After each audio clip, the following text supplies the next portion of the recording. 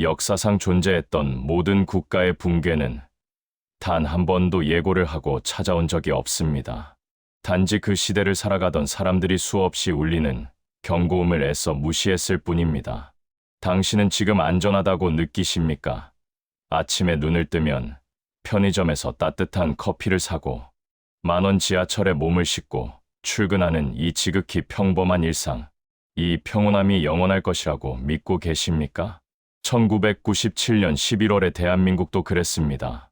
국가 부도 직전까지 정부는 경제 기초 체력은 튼튼하다고 말했고, 언론은 위기설을 잠재우기에 바빴으며, 대다수의 국민들은 설마 우리나라가 망하겠어라며 오늘과 똑같은 하루를 보냈습니다.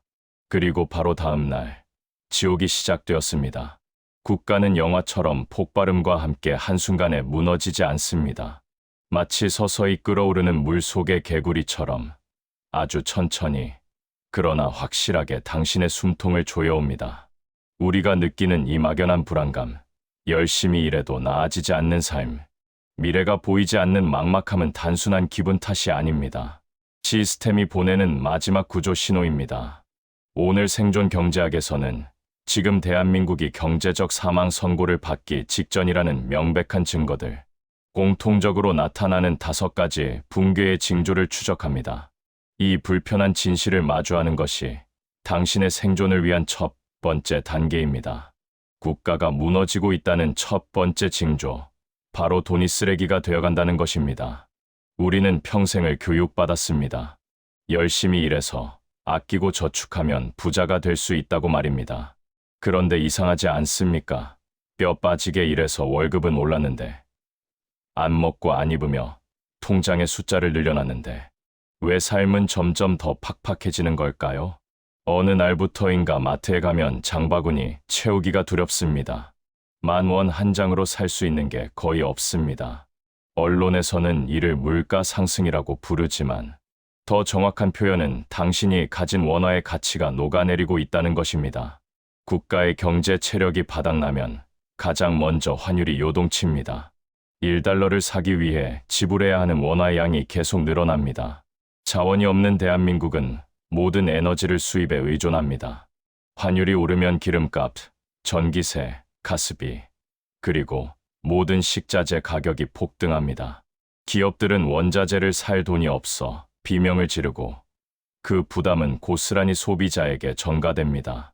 그런데도 정부는 이 위기를 어떻게 해결하려 할까요? 빚을 갚기 위해 혹은 경기를 부양한다는 명목으로 또다시 돈을 찍어냅니다. 시장에 돈이 풀릴수록 화폐의 희소성은 사라지고 당신의 월급과 저축은 휴지 조각에 가까워집니다. 지금 당신의 지갑 속에 있는 그 세종대왕 지폐가 1년 뒤, 10년 뒤에도 과연 같은 가치를 지킬 수 있을까요? 아니면 과거 짐바브웨나 베네수엘라처럼 수레에 돈다발을 싣고 가서 겨우 빵 한 조각을 사야 하는 날이 올까요? 환율 그래프가 미친 듯이 춤을 추고 물가가 통제 불능으로 치솟는다면 그것은 국가가 보내는 가장 확실한 첫 번째 붕괴 신호입니다. 두 번째 징조, 국가가 합법적인 사기를 치기 시작한다는 것입니다. 바로 전 국민의 노후가 걸린 국민연금 이야기입니다. 국가는 국민에게 강제했습니다. 젊은 시절 열심히 일해서 꼬박꼬박 보험료를 내면 늙어서 힘없을 때 국가가 책임지고 돌려주겠다고 약속했습니다. 많은 이들이 이 약속 하나만 믿고 노후 준비를 미뤘습니다. 하지만 냉정하게 말해서 현재의 국민연금 구조는 인구가 계속 늘어난다는 전제하에만 지속 가능한 사실상 폰지, 사기, 즉 다단계 금융사기와 구조가 똑같습니다. 나중에 가입한 뒷사람이 낸 돈으로 앞사람에게 연금을 지급하는 구조인데 더 이상 돈을 낼 뒷사람이 사라진다면 이 시스템은 어떻게 될까요? 대한민국은 세계 역사상 유례없는 속도로 늙어가고 있습니다. 출산율이 영명대로 추락하고 지방 곳곳에서 아이 울음소리가 끊긴 지 오래입니다. 생산할 사람은 없는데 부양해야 할 노인 인구만 기하급수적으로 늘어나는 나라. 이런 나라의 연금 곳간이 비어가는 건 복잡한 경제학이 아니라 단순한 산수입니다. 수학적으로 이미 파산이 예정된 시스템입니다. 그런데도 정부는 근본적인 해결책 대신 폭탄 돌리기를 하며 말합니다. 조금 더 내고 조금 늦게 받으세요.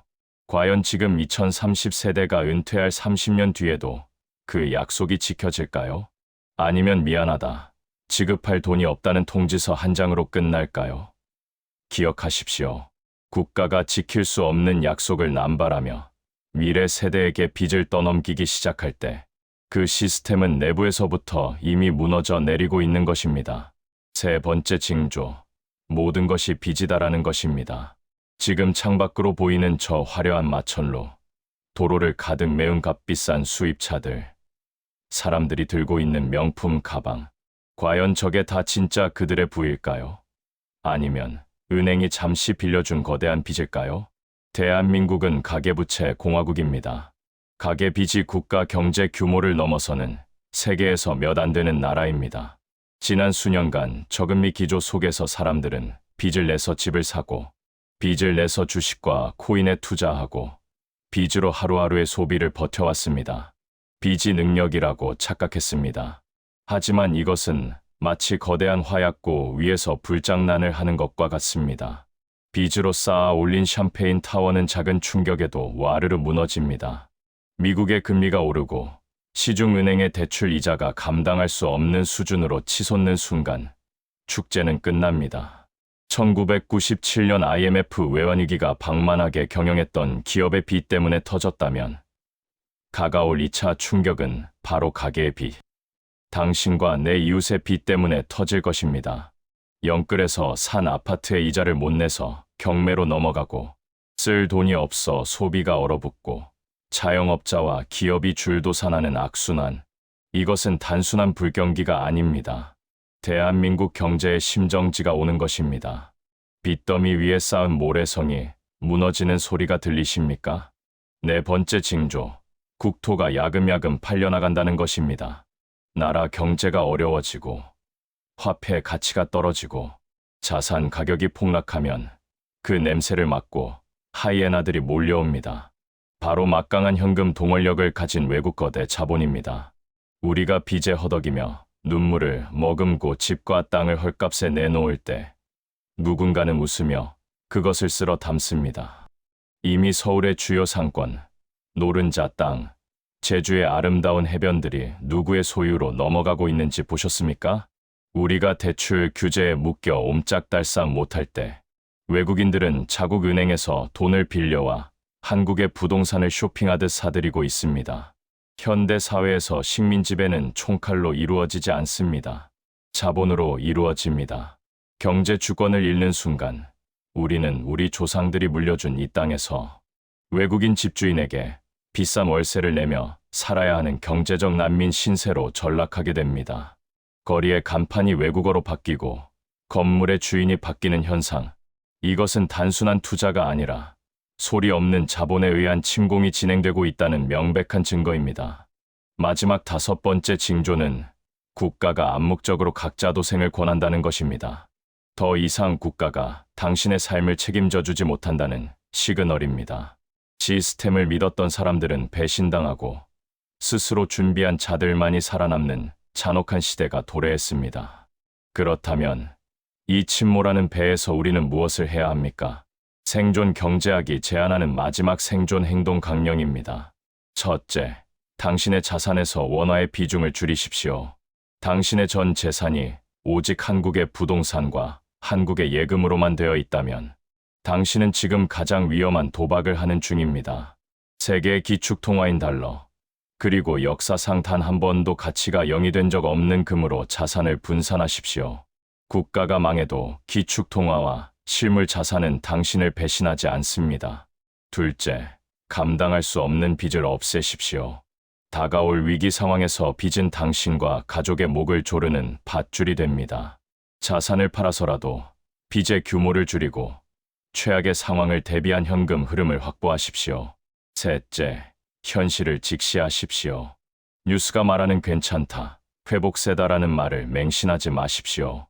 환율 지표를 보고 금리의 방향을 보고 외국인 투자자들의 움직임을 주시하십시오. 위기는 언제나 예고 없이 닥치지만 준비된 자에게는 또 다른 기회가 될 수도 있습니다.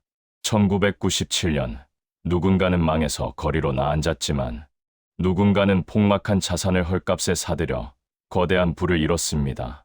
역사는 반복됩니다. 이번에도 시스템의 희생양이 되시겠습니까?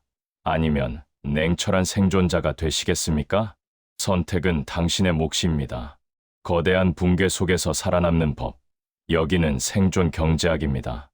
다음 영상에서는 실제 국가 부도 위기 시 가장 먼저 사모아야 할 실물 자산 톱3를 공개하겠습니다.